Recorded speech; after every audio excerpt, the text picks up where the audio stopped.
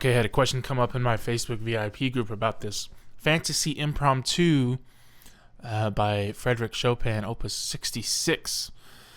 And I've heard this thing before, and it's crazy. I mean, Chopin was a madman, I'm telling you. I've actually never played this, and I've also never played 4-time signature in the right hand with a 3-time signature in the left hand, or at least 4 against 3. That's the idea that's going on here. And he asked me how to approach this, and so I honestly couldn't give him a direct answer to it. So what I'm going to do is I'm going to approach this first page and just see how I would approach it. And I thought I would record that. Maybe that'll help somebody out there. The first thing I'm noticing is that the left hand is just a repeat of the same kind of rhythms, and it's using some arpeggios and whatnot. So it starts out with this G sharp, and then in the left hand, C sharp. So it just goes back and forth. C sharp, C sharp, C sharp, and then E, C sharp, E, and it doesn't change there until measure 7. At which point, so I'm thinking about the chord. This is an F sharp 6 chord. So we got bum, bum, bum, ba, da, da, or D sharp. You can think of it as a D sharp diminished 7th if you like.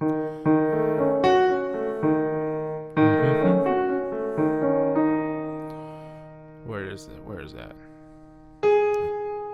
G sharp.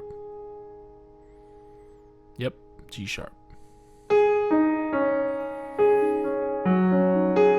Okay, so in my head I'm thinking, all right, the biggest problem that I'm going to have with this is getting the juxtaposition of the right hand and the left hand in the rhythm. So I'm going to focus there on measures 5 and 6. Because the left hand in measures 5 and 6 is pretty simple. I messed that up.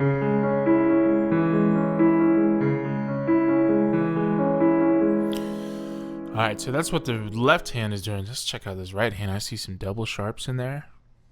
Who does this guy think he is? Beethoven? Let's see.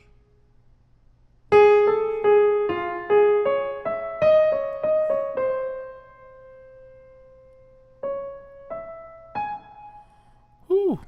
I'm going to have to do that about 400 times.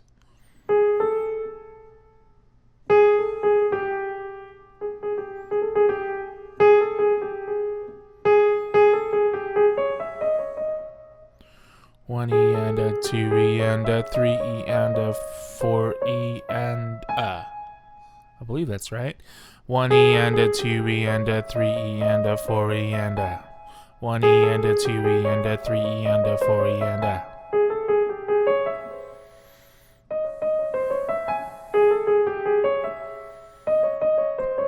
As I'm playing this, I'm noticing that I am needing to memorize it while I'm looking at the keys. I'm looking back and forth between the music and the keys, but I'm going, okay, I'm going to have to memorize this part if I have any hope at all of putting it against the left hand.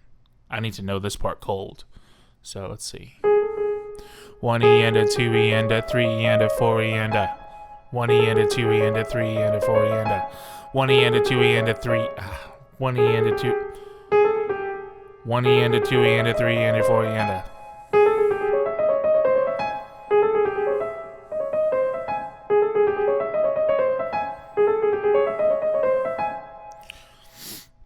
One E and a 2 E and a 3 E and a 4 E and a 1 E and a 2 E and a 3 E and a 4 E and a 1 E and a 2 E and a 3 E and a 4 E and a 1 E and a 2 E and a 3 E and a 4 E and a 1 E and a 2 E and a 3 E and a 4 E and a. Okay, so this 4 against 3 thing that my friend was talking about is that it's got 16th notes in the right hand, but 4 16th notes in the right hand against 3 8th notes in the left hand. So how does that even work? Goodness.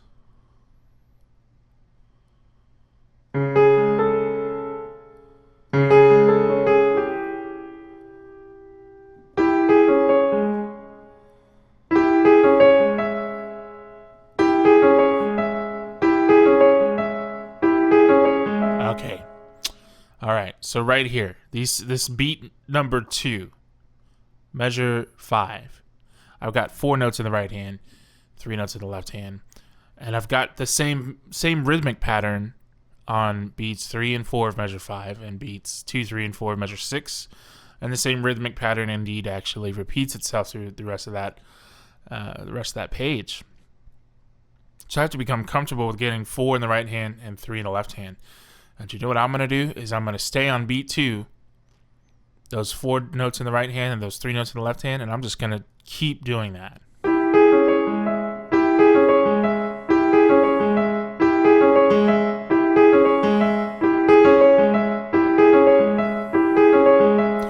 And I'm noticing that my left hand is not exactly even.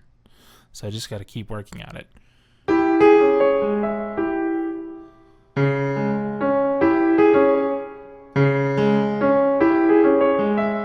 Yeah, and if I notice that my left hand isn't totally even doing that, then what I'm going to do is I'm going to put in those first 3 notes. And the first 3 notes kind of anchor me rhythmically. They kind of tell me, okay, so if that's what the first 3 notes sounded like, that's the second 3 notes have to be the exact same rhythm there. So that gives me kind of a basis so that I don't start slipping off in my left hand. In fact, I'm probably going to have to throw the metronome on here in a minute. See, I'm noticing that I have a tendency, as I finish the right hand there, to finish this left hand early. Ah, see? My middle finger jumps too early. There, that was more pure. But see, now my right hand was slower. Ah, this is difficult.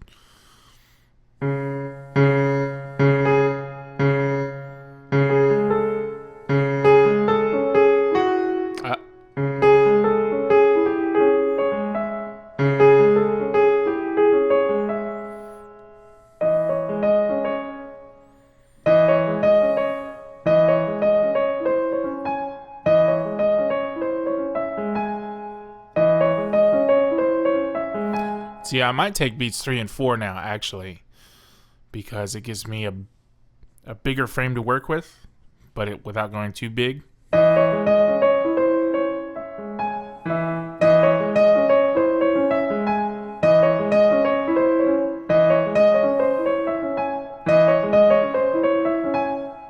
No, I'm not quite getting it here, am I? Let's come back down.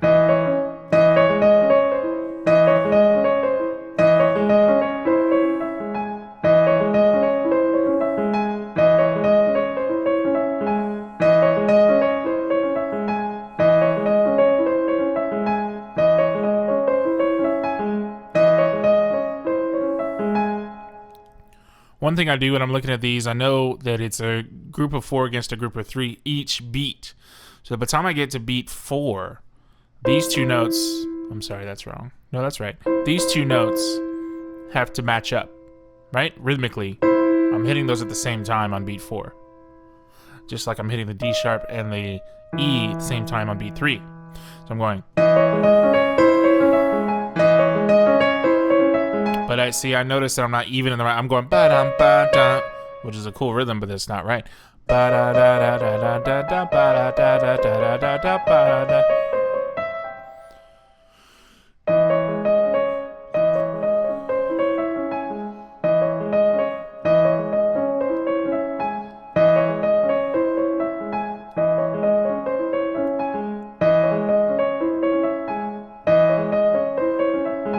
I'm getting somewhere. Okay.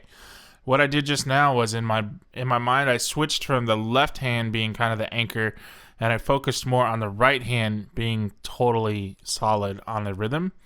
And now my left hand is easier to go. It's closer. It's getting closer. The opposite might work for you. I don't know.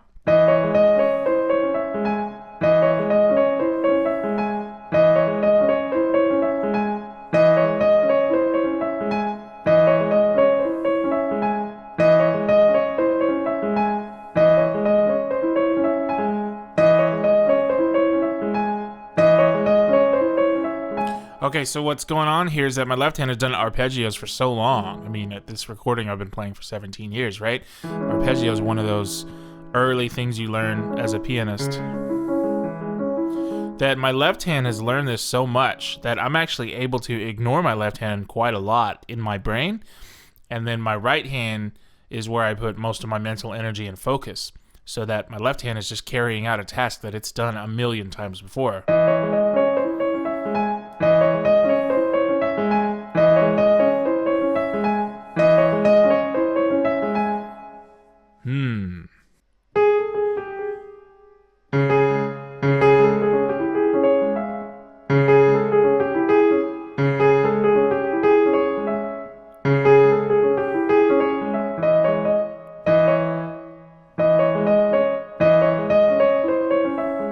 Woo!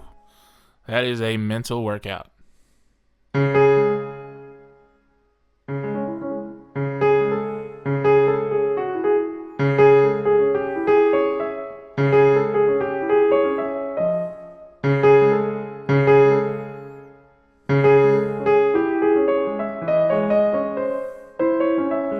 Okay, so I think I've bitten off more than I can chew at that point. Rather than trying to do the whole measure 5, I need to stick to beats 3 and 4, 3 and 4, and just do that like a million times.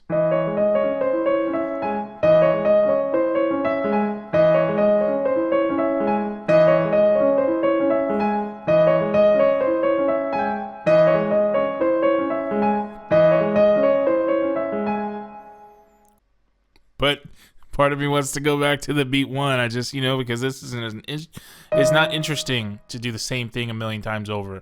Sometimes we have to force ourselves to do the non-interesting part of piano practice so we get to the interesting part. But I'm going to go back to the first beat again just because I'm stubborn like that.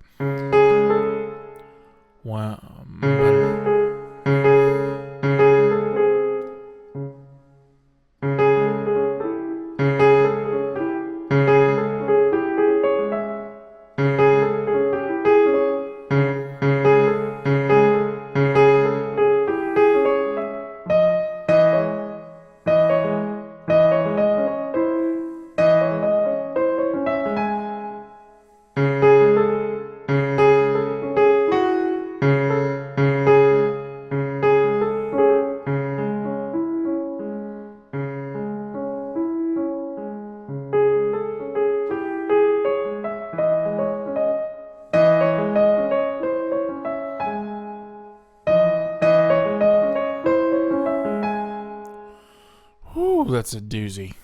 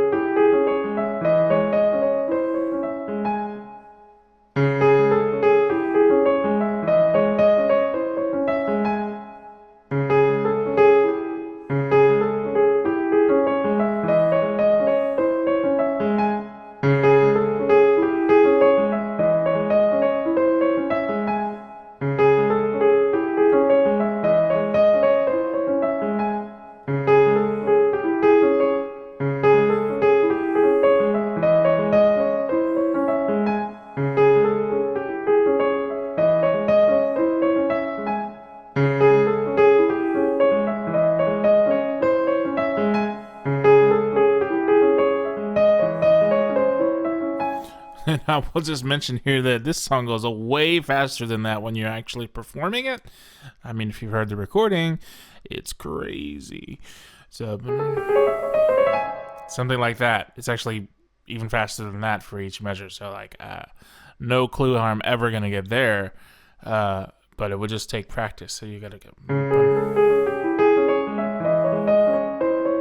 Just remember, slow is fast, fast is slow, man. You go too fast when you're trying to practice this, it's going to take you forever, and it's not going to be very accurate. But if you just stick with slow, I'm going to do this today, and then if I come back at it tomorrow, it'll just naturally be better and naturally be a little bit faster. I don't even have to force it.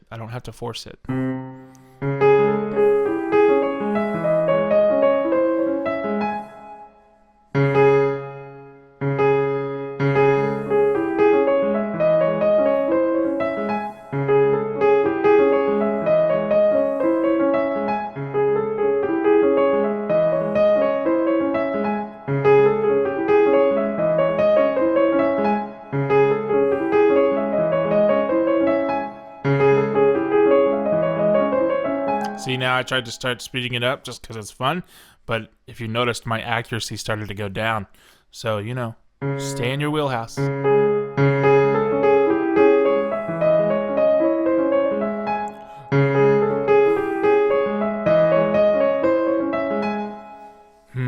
It'll get there. And for today, I think that's all I'm going to practice on the song. I mean, if I were a concert pianist and I was going to be playing this in a certain amount of time, I'd probably spend a lot more time on it. But since in terms of this song only, it's just going to be a hobby, or I'm going to be, using it to teach, but I'm not probably going to perform the song anywhere, then I don't need to spend a whole lot of time on it. So today, that's all I'm going to do. And really, just having done the one measure, I only printed one page of this. The other pages up to a certain part of the song are basically the same rhythm for quite a long time. So really what I'm practicing here is the rhythm, because the notes, for me, the notes aren't all that hard at this point in time. I've learned to read the notes. The double sharps throw me off a little bit. But I'll get the notes. The rhythm is the harder thing.